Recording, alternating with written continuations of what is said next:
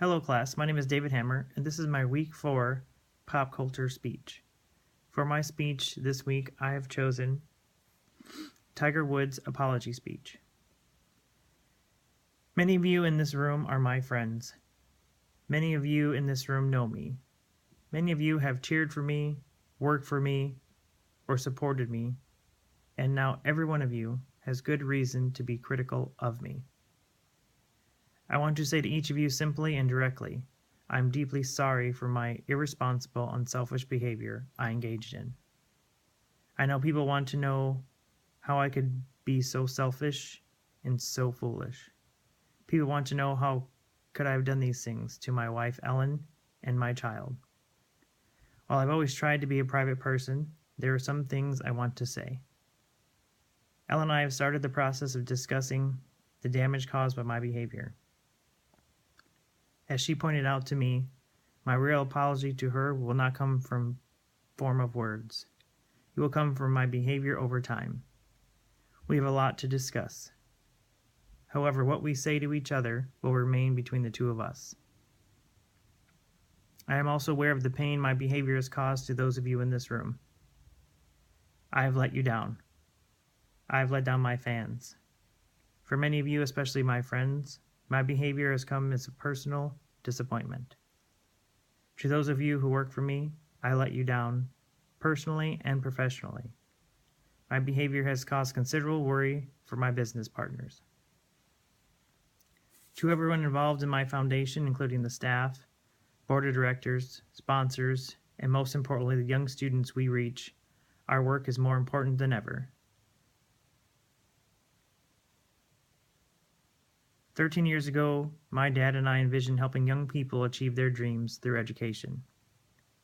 This work remains unchanged and will continue to grow. From the Learning Center students in Southern California to the Earl Woods Scholars in Washington, D.C., millions of kids have changed their lives, and I'm dedicated to making sure this continues. But still, I know I have severely disappointed all of you. I have made you question who I am and how I have done the things I did. I am embarrassed that I put you in this position. For all that I have done, I am sorry. I have a lot to atone for. But there is one issue I really want to discuss. Some people have speculated that Ellen, however, hurt or attacked me on Thanksgiving night. It angers me that people would fabricate a story like that. She never hit me that night or any other night. There has never been an episode of domestic violence in our marriage ever. Ellen has shown enormous grace and poise throughout this ordeal. Ellen deserves praise, not blame. The issue involved here was my repeated irresponsible behavior. I was unfaithful. I had affairs. I cheated. What I did was not acceptable, and I'm the only person to blame. I stopped living by the core values that I was taught to believe in. I knew my actions were wrong, but I convinced myself that normal rules didn't apply. I never thought about who I was hurting. Instead, I thought only of myself. I ran straight through the boundaries that a married couple should live by. I thought I could get away with whatever I wanted to. I felt that I had worked hard my entire life and deserved to enjoy all the temptations around me. I felt I was entitled. Thanks to money and fame, I didn't have to look far. I was wrong. I was foolish. I didn't get to play by different rules. The same boundaries that apply to everyone apply to me. I brought this shame on myself. I hurt my wife, my kids, my mother, my wife's family, my friends, my foundation, and the kids all around the world who admire me. I've had a lot of time to think about what I've done. My failures have made me look at myself in a way I never wanted to before. It is now up to me to make amends. And that starts by never repeating the mistakes I have made. It is up to me to start living a life of integrity. I once heard, and I believe it's true, it's not what you achieve in life that matters, it's what you overcome. Achievements on the golf course are only part of setting an example. Character and decency are what really count. Parents used to point at me as a role model for their kids. I owe all of those families a special apology. I want to say to them, I am truly sorry. It is hard to admit that I need help, but I do. For 45 days from the end of December until February, I was in inpatient therapy, receiving guidance for my issues I'm facing. I have a long way to go, but I've taken my first steps in the right direction. As I proceed, I understand people have questions. I understand the press wants me to ask me for my details of the times I was unfaithful. I understand people want to know whether Ellen and I will remain together. Please know that as far as I'm concerned, every one of these questions and answers is a matter between Ellen and me. These are issues between a husband and a wife. Some people have made up things that never happened. They said I used performance-enhancing drugs. This is completely and utterly false. Some have written things about my family. Despite the damage I've done, I still believe it's right to shield my family from public spotlight. They did not do these things. I did. I've always tried to maintain a separate space for my wife and children. They have been kept separate from my sponsors, my commercial endorsements.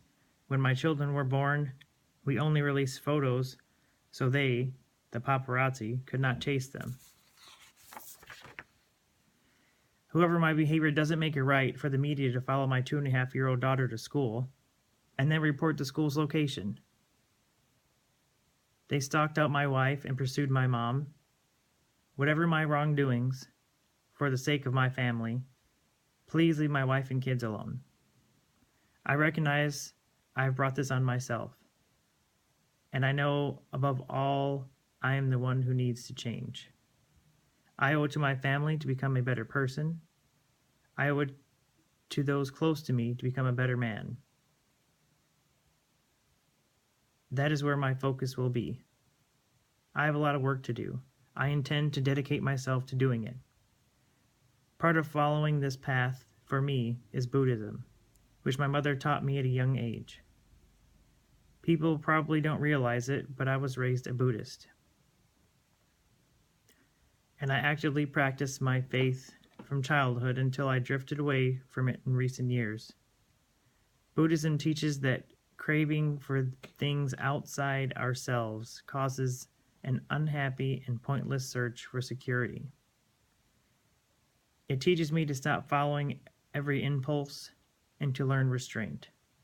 Obviously, I lost track of what I was taught.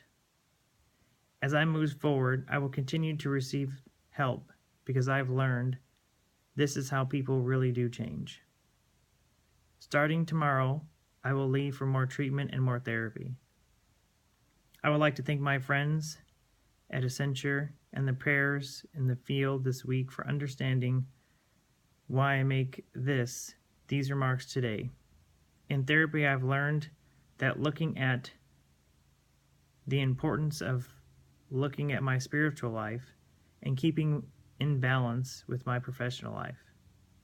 I need to regain balance and be centered so I can save the things that are most important to me, my marriage and my children.